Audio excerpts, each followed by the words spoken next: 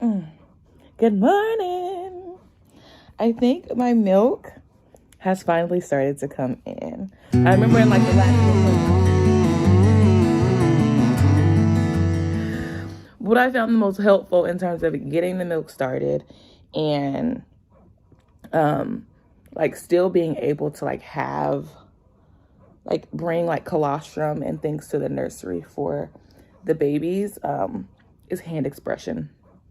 Hand expression is key, okay? Hand expression. And so the lactation consultant told me that before I pump, I should hand express. And so that's where you massage the breast tissue all the way around, and then you just hand express. And that's where I started getting like the most colostrum out of myself.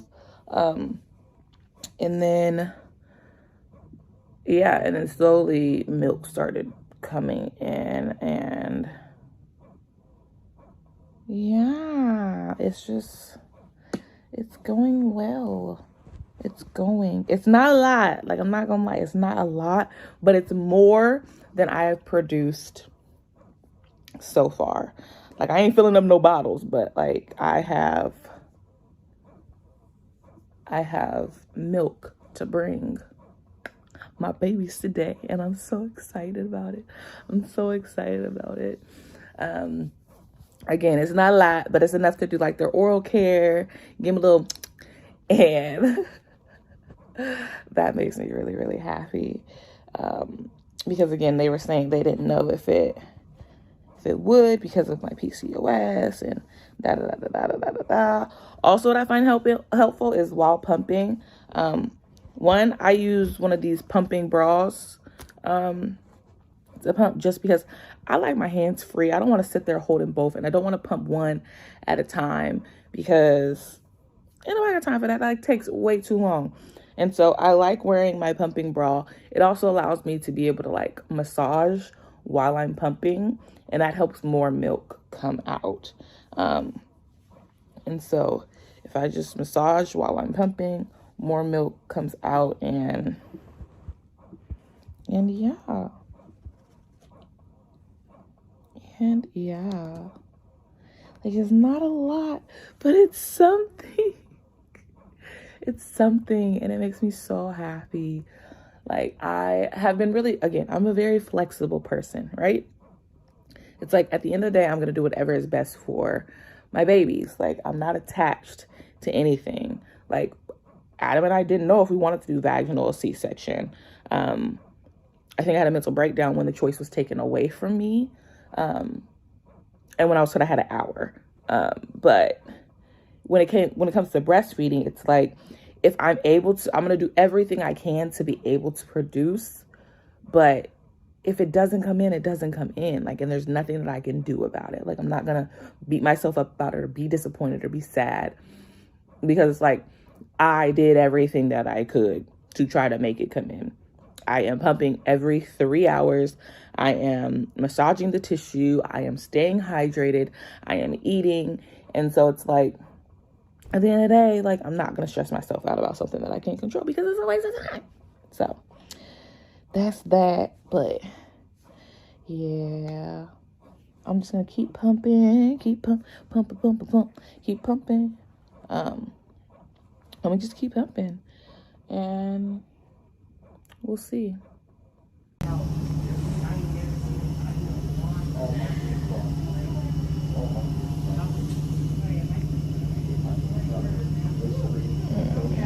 They're so precious. So freaking precious. Today was my first day doing skin to skin with both of them. And I'm so happy. Okay.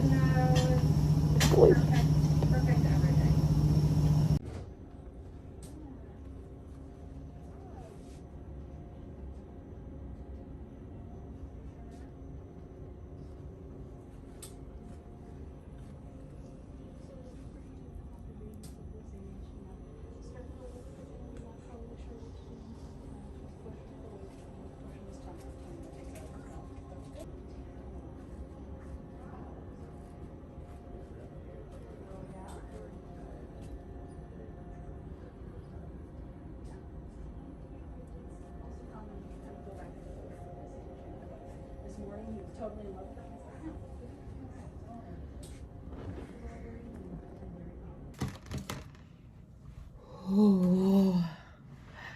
Hello. Today is such a good day. Today is actually a really, really good day. So today the boys are officially a week old. My boys are doing awesome. And so today I got to bathe Daniel this morning, which that boy has some really strong legs and kept standing up in the bathtub. But that was fun. That was the first time ever being able to give him a bath. And I was just there. Adam wasn't there, so I wasn't able to record. And then I got to breastfeed with Jameson to try to help him work on his latch as well as help my milk supply come in. And so that was just amazing. And I got to do skin to skin holding both of them, and they're just so precious and so small. And also today they are leaving the intensive, like the NICU is the neonatal intensive care unit, but there's also the intermediate care unit. And so they're leaving the intensive care unit and they're moving down to the intermediate care unit to where they just need to work on their feeds. That is it. They pass everything else. They just have to eat. And so that's the goal, getting them to eat. So yeah, I'm excited. My milk has been coming in more and more, and it's just been really good. So the way Adam and I have split up our responsibilities in terms of the NICU is I get to the NICU in the morning. I'll either try to get there by 8 o'clock or by 11 o'clock. And then I will stay in the NICU till about 3 o'clock so that Adam can get off work. He can come back to the hotel. He can take a shower. He can eat lunch. He can rest for a moment. And then he'll meet me over there at 3 o'clock. And then we'll switch and I will leave, come back to the hotel. And depending on how I feel, I may stay for the rest of the evening and Adam will come back when he's done. Typically he leaves around 6:37, or we would leave around 6:37. Or I might just rest for like maybe an hour, hour and a half, and then I would go back to the hospital because I'm missing them. So I'm currently on my lunch break. It's 3 o'clock and there's no food allowed inside of the NICU. And so you either eat before you come or you eat when you leave. And so I ate breakfast before I left this morning at 7:30. And now I am eating lunch at 3 o'clock. So that part is a struggle in trying to make sure like I'm staying hydrated and I'm eating because I know it's important for pumping. Adam just called. Boys are going down. I heard him get back to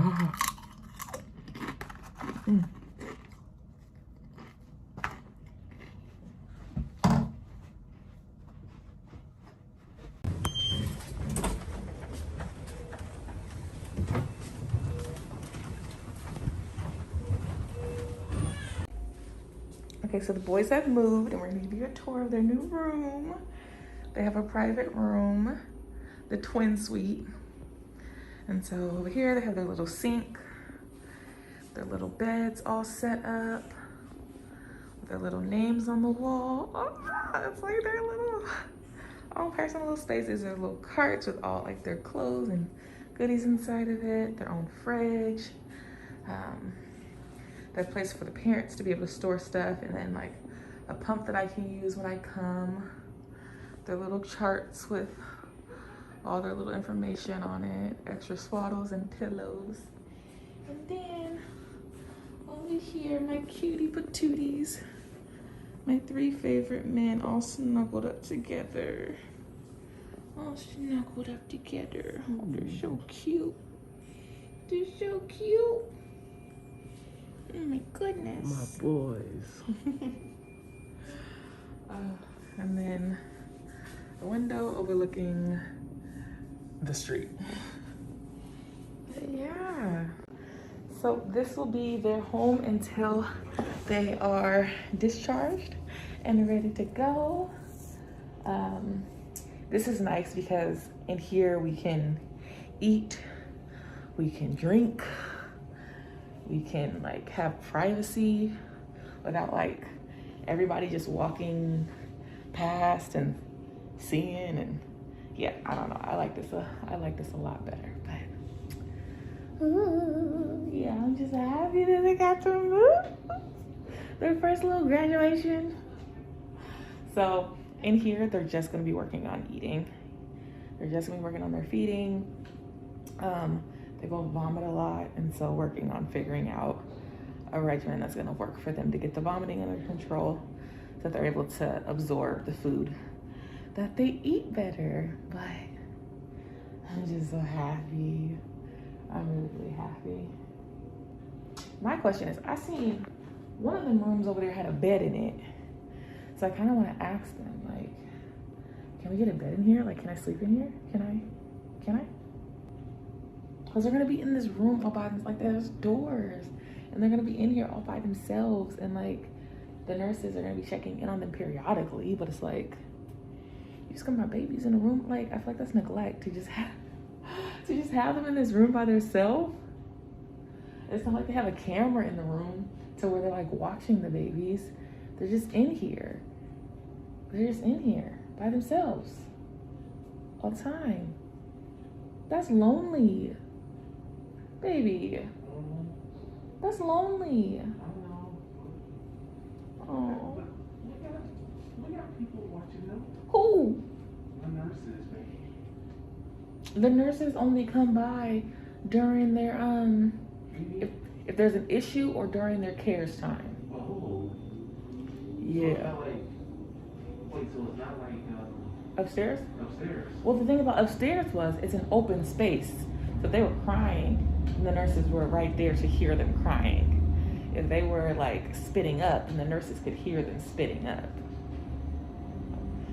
So what if they're crying in here rather than being able to hear? I don't know. That's what I need to ask, because that's like, no, my babies can't cry.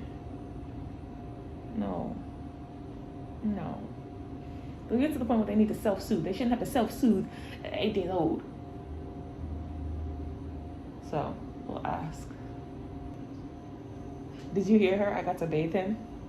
You bathed them? I gave Daniel a bath. Oh. Yeah. Oh. That little boy is strong. He sat there and stood up in the tub. What? Yeah. Did someone take a picture? No, Adam, me and the nurse was both trying to wrangle him. Oh. Like, that was not a peaceful bath. It was like fighting this little boy. Straight up fighting him to get him to sit. He did not like the bath at all. Yeah.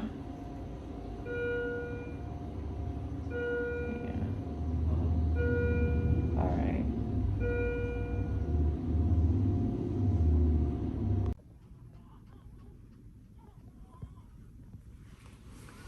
Good night, Papa.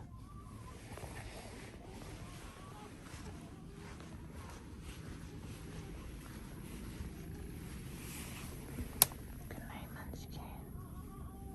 Mommy loves you.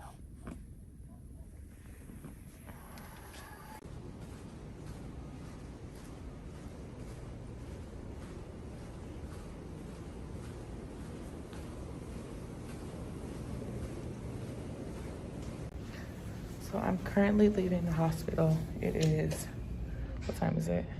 I think it's like 12 o'clock, midnight. Today has been a very, very long day, and I am exhausted. I initially got here at 3 a.m. and stayed until 3 p.m.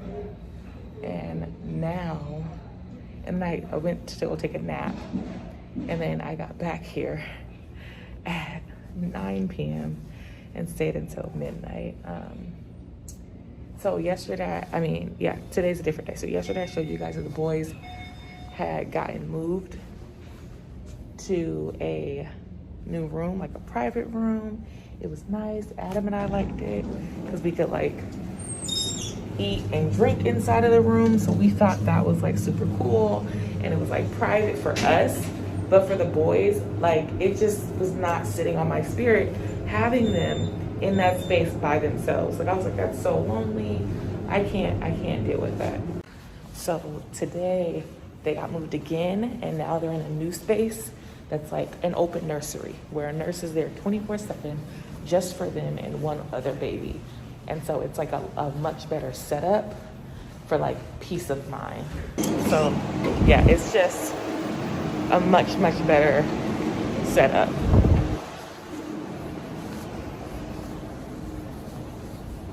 So because they had them like separated, I couldn't sleep last night. Like I couldn't sleep. Like I had so much anxiety thinking about them being alone in that room. And so yeah, when Adam woke up to go to work, I woke up to come see my babies. So I spent about 15 hours in the NICU today, and I am exhausted. I really like their night nurse, so I'm not concerned.